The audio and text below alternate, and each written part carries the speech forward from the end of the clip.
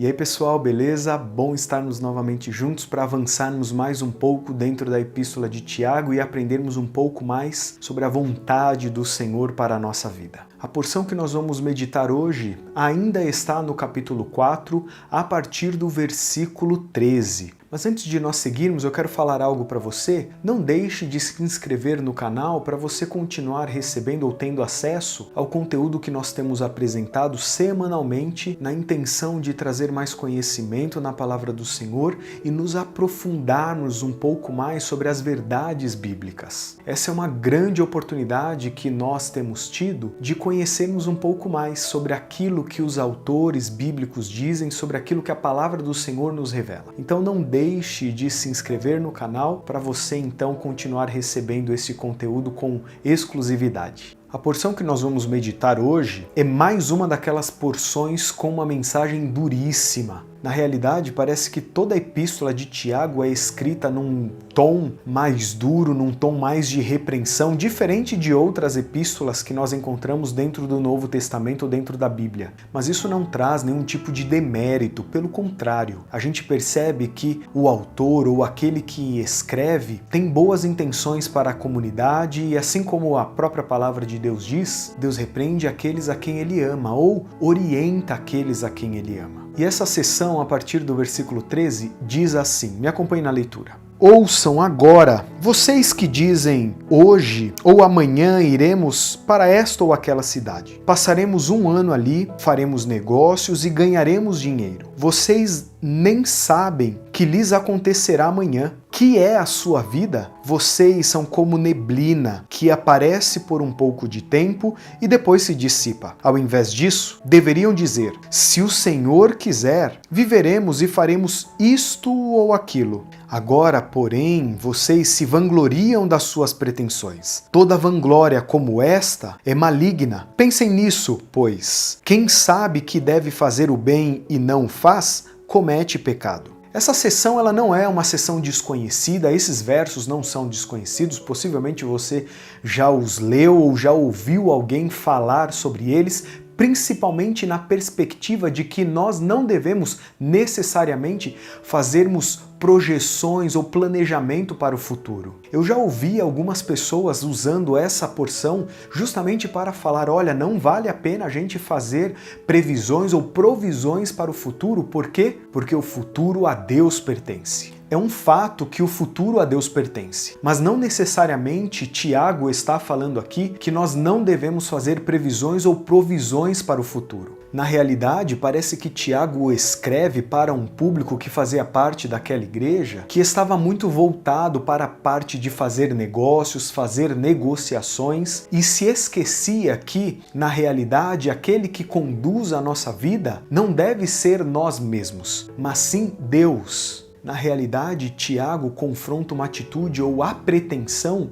de sermos gestores da nossa própria vida, fazendo planos dissociados totalmente dos planos de Deus. Não existe problema algum em nós fazermos previsões e provisões para o futuro. O problema consiste em traçarmos ou tentarmos alcançar garantias através das nossas próprias capacidades, esquecendo que é Deus quem de fato nos dá condições, nos dá força, é aquele que conduz a nossa vida. Atribuir garantias às nossas próprias capacidades, banindo Deus das coisas corriqueiras, cotidianas ou ordinárias da vida, é justamente o que Tiago está combatendo aqui. Em outras palavras, Tiago quer nos ensinar que nós não somos donos da nossa própria vida e muito menos do nosso futuro. Nós dependemos e necessitamos de Deus como aquele que dá sentido e muito mais do que sentido, também dá o rumo, a orientação, a direção para a nossa vida, para a nossa existência. E diante do que Tiago apresenta aqui, ele fala de 3 atitudes que todos aqueles que querem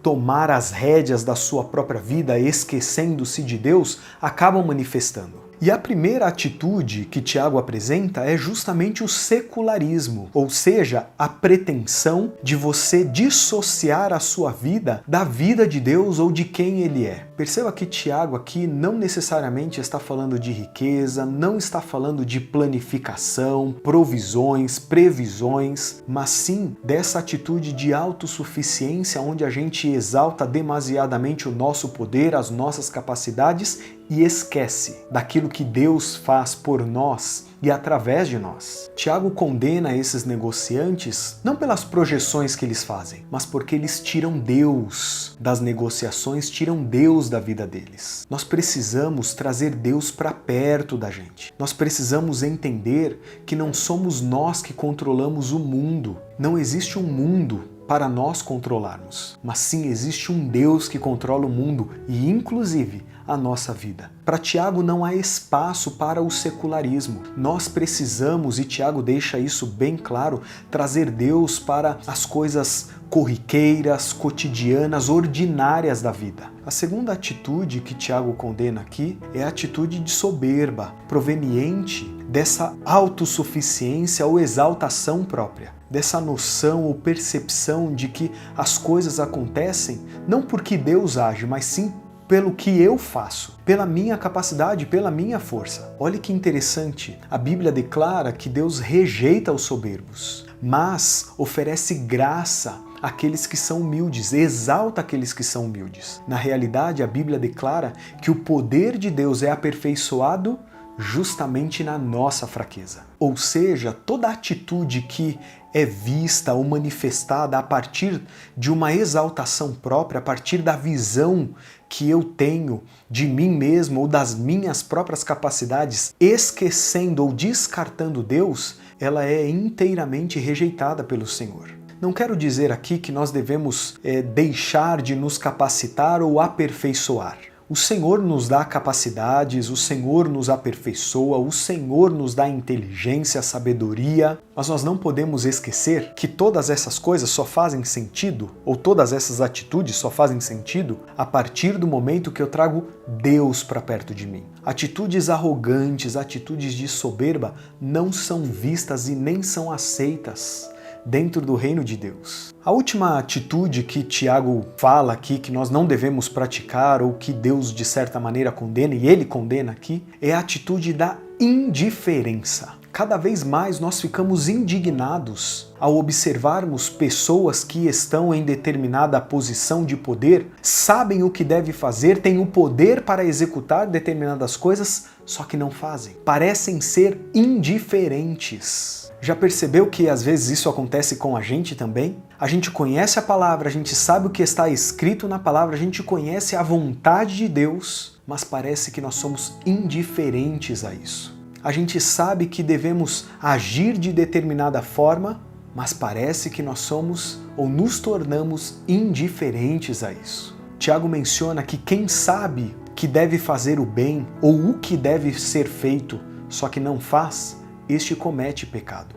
Ou seja, se a gente sabe que devemos viver uma vida de dependência de Deus, mas a gente tenta viver uma vida independente dele, nós estamos caminhando ou trilhando um caminho perigoso. E Tiago, de maneira muito profunda, através de uma pergunta simples, ele nos faz analisarmos as nossas vidas e entendermos o quão dependente de Deus nós somos. Ele pergunta: o que é a vida? Ou o que é a sua vida ou a nossa vida? E interessante que ele mesmo responde. E ele diz que a nossa vida parece a neblina, ou seja, ela é passageira, ela não se sustenta por si só. E por mais que a gente consiga viver uma determinada quantidade ou um determinado período de tempo, a gente entende que em algum momento a nossa vida ela se esvai. Em algum momento ela vai deixar de existir. Por isso Tiago nos dá um conselho. Lá no versículo 15 ele diz assim: ao invés disso, ou seja, ao invés de agirmos dessas determinadas formas, manifestando essa autossuficiência, soberba, esse secularismo, ele diz assim: vocês deveriam dizer, Se o Senhor quiser, nós viveremos e faremos isto ou aquilo. Tiago está nos dizendo que antes de fazermos isto ou aquilo, tomarmos determinadas atitudes, fazendo previsões ou provisões tão necessárias para a nossa vida, nós deveríamos dizer: se o Senhor quiser, eu vou fazer isto, eu vou alcançar aquilo. Se o Senhor quiser, Ele vai me ajudar. Se o Senhor quiser, eu vou conseguir. Percebam que fazer isso, trazer isso para a nossa vida, não como um mantra, não como uma frase simplesmente proferida da boca para fora, ou como um jargão totalmente destituído de reflexão. Se nós realmente entendermos a profundidade do que isso significa e as nossas palavras, através dessa declaração, se o Senhor quiser, expressar de fato a nossa confiança nele, eu tenho plena convicção de que o Senhor nos honrará e nós honraremos o Senhor. Que essa seja a mais pura realidade na nossa vida. Que a gente expresse através da nossa vida, das nossas palavras, das nossas atitudes, que de fato nós pertencemos ao Senhor. Esse é o seu desejo? Esse é o meu desejo. Então eu gostaria de convidá-lo para orar comigo mais uma vez, clamando o poder de Deus para que este se manifeste na nossa vida. Ore comigo. Ó Deus eterno, como é bom saber que nós temos o Senhor ao nosso lado, como alguém que nos ama, que guia a nossa vida. Obrigado, Pai Santo, porque diariamente o Senhor, através da sua misericórdia, nos dá oportunidades de nos alinharmos a nossa vida, os nossos planos aos seus planos, ao Senhor. Queremos diariamente, Pai Santo, expressar que nós pertencemos a Ti, expressar que nós confiamos em Ti e, acima de tudo, expressar que nós o amamos. Te agradecemos mais uma vez pela oportunidade de refletir, meditar, nos aprofundarmos um pouco mais na Tua Palavra. Que esta venha a fazer parte da nossa vida, que a gente venha guardá-la em nosso coração para não pecarmos contra Ti. Em nome de Cristo Jesus nós oramos. Amém, Senhor. Muito bem, queridos, chegamos ao fim de mais uma reflexão, de mais uma porção deste livro tão impressionante e queremos novamente reforçar para que você se inscreva no canal para continuar recebendo esse conteúdo. Também, se você acredita que essa mensagem pode ser relevante para alguém, não deixe de compartilhar e assim dar a oportunidade para que mais pessoas conheçam da palavra do Senhor. Que Deus te abençoe, nos vemos na próxima semana. Tchau, tchau!